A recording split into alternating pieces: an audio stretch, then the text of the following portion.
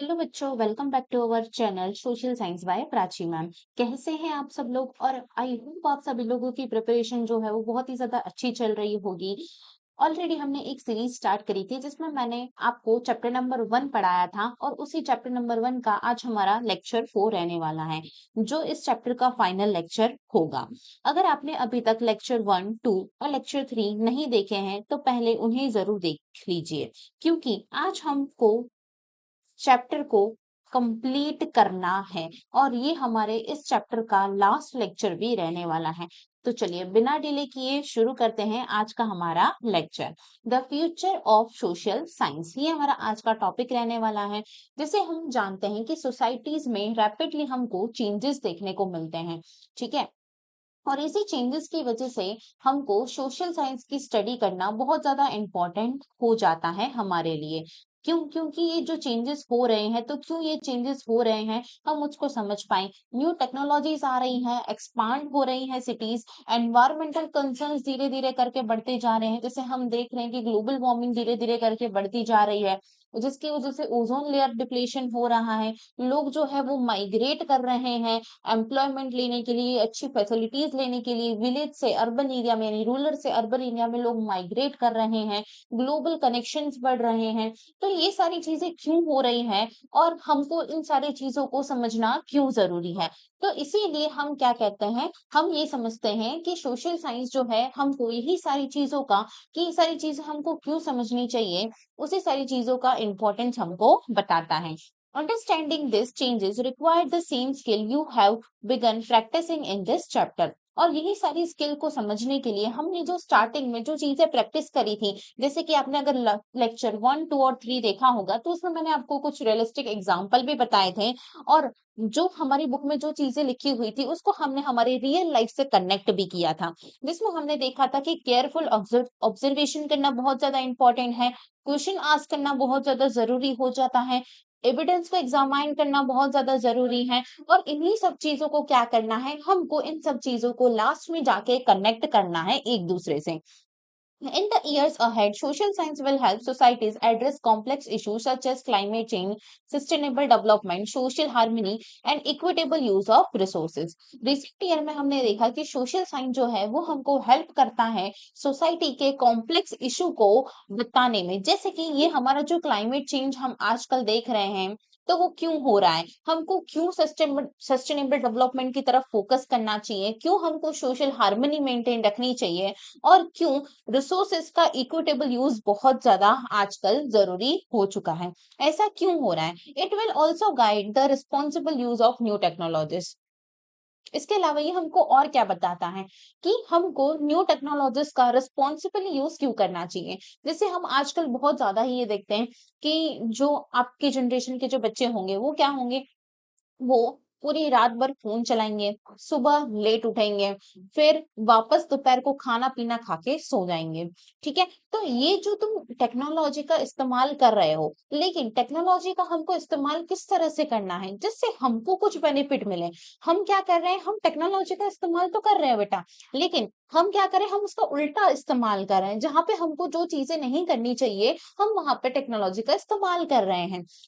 Technology हमको सिर्फ और सिर्फ, टेक्नोलॉजी हमारे पास है, बहुत ही अच्छी बात है, ठीक है, लेकिन उसका यूज हमको सिर्फ और सिर्फ पॉजिटिव वे में करना है, ना कि हमको नेगेटिव वे में करना है। And support communities they adapt to changing condition.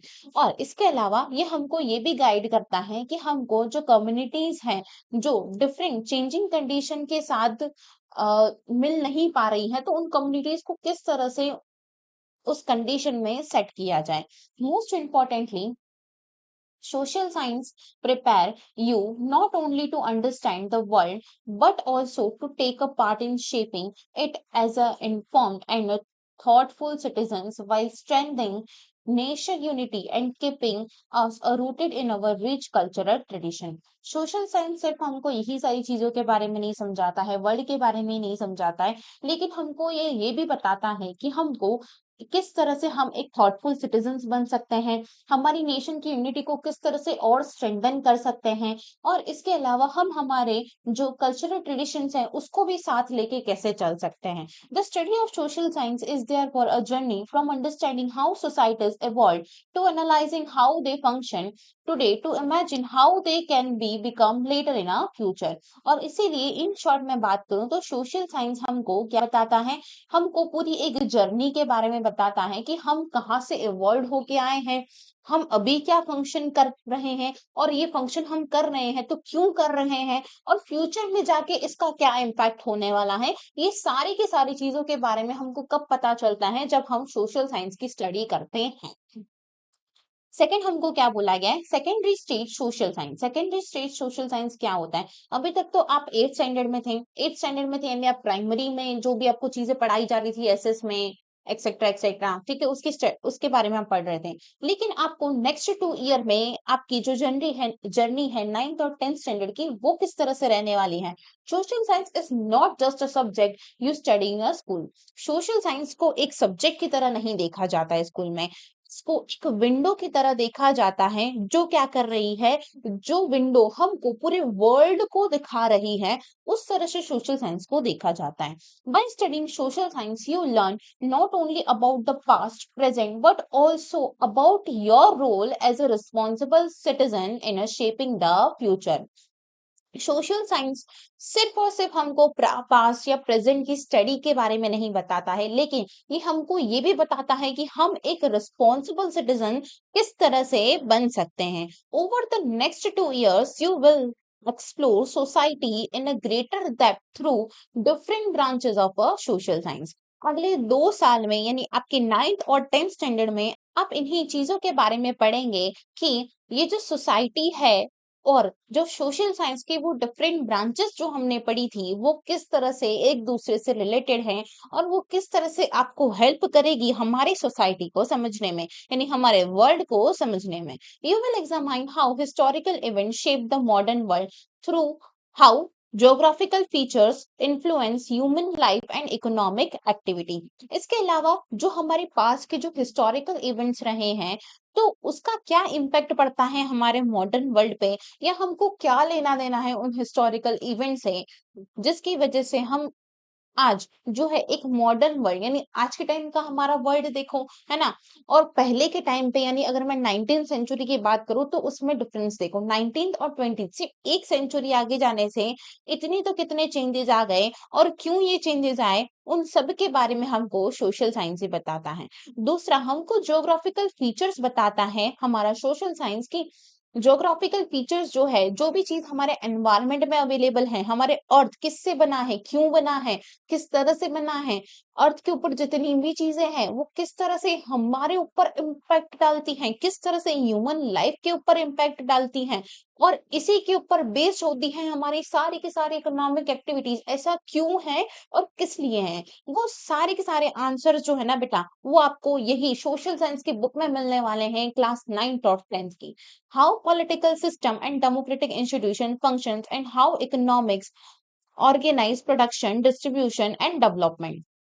किस तरह से हमारा political system, democratic institution function करते हैं, किस तरह से हमारी इकोनॉमी जो है वो ऑर्गेनाइज करी गई है प्रोडक्शन डिस्ट्रीब्यूशन और डेवलपमेंट के अंदर। You will also study contemporary challenges such as environmental sustainability, social diversity, citizens' rights and responsibilities, and the impact of technology and a global connection। इसके अलावा हम और भी चीजें पढ़ेंगे कि कौन कौन से हमको कंटेम्पररी चैलेंजेस देखने को मिलते हैं, जैसे कि एनवायरमेंटल चैलेंजेस, सस्टेनेबिलिटी को फोकस करना, सोशल डाइवर्सिटी को मैनेज करते हुए ये सारी सोशल डाइवर्सिटी को मैनेज करते हुए ये सारी चीजों को हैंडल करना, सिटीजन्स की क्या राइट्स होनी चाहिए, क्या उनको रिस्पॉन्सिबिलिटीज मिलनी चाहिए। इसके अलावा टेक्नोलॉजी का, ग्लोबल कनेक्शंस का क्या इम्पैक्ट होता है हमारी कंट्री पे और हमारी कंट्री के लोगों पे और इवन हमारी लाइफस्टाइल पे। As you engage with these themes, you will learn to analyze evidence, compare perspectives, and understand how the past, present, and future are linked। अगर हम इन सारे थिंग्स को अच्छी तरह से समझ लेंगे, तो हम क्या कर पाएंगे, एनालाइज कर पाएंगे एविडेंस को, कंपेयर कर पाएंगे हर एक पर्सन के डिफरेंट पर्सपेक्टिव, डिफरेंट ओपिनियंस को, और समझ पाएंगे कि हमारा जो पास्ट, प्रेजेंट और फ्यूचर है, वो तीनों एक दूसरे के साथ लिंक किस तरह से हैं। This journey will help you grow into thoughtful learner and a aware citizen and a responsible member of the society। ये जो जर्नी है वो क्या करेगी, आप लोगों को हेल्प करेगी कि एक थॉटफुल लर्नर आप किस तरह से बनोगे, क्या आपके थॉट्स होने चाहिए, क्या आप एक रिस्पॉन्सिबल सिटीजन बनोगे, क्या आप एक रिस्पॉन्सिबल मेंबर बन पाओगे। ये सारी की सारी चीजों को कौन फोकस करेगा, ये सारी की सारी चीजों को फोकस करेगा यही हमारी सोशल साइंस की book of class 9th and class 10th। The grade 9th social science textbook have been designed to provide broad and a balanced introduction of four disciplines। कि जो क्लास 9 की जो सोशल साइंस बुक रहने वाली है, वो completely design करी गई है किसके लिए, वो जो सोशल साइंस के 4 डिसिप्लिन, 4 ब्रांचेस हमको देखने को मिलते हैं, geography, history, political science and economics, उसको किस तरह से बैलेंस किया गया है, क्या ऐसी चीजें हमको रिलेटेड देखने को मिलती हैं, उन सारी चीजों को इसमें फोकस किया गया है। Where each offers distinct perspective on a human life. हर एक डिसिप्लिन या हर एक ब्रांच का जो है वो ह्यूमन लाइफ पे डिफरेंट या ह्यूमन सोसाइटी पे डिफरेंट एक्सपेक्ट्स पड़ता है, डिस्टिंक्ट पर्सपेक्टिव लोगों का होता है। अगर इन चीजों को, सारी चीजों को मिला दे, तो हमको एक कॉम्प्रिहेंसिव अंडरस्टैंडिंग मिल जाएगी हमारे पूरे वर्ल्ड की। Social science is not about memorising dates, maps और definition, it is about understanding people, place, society, culture and power.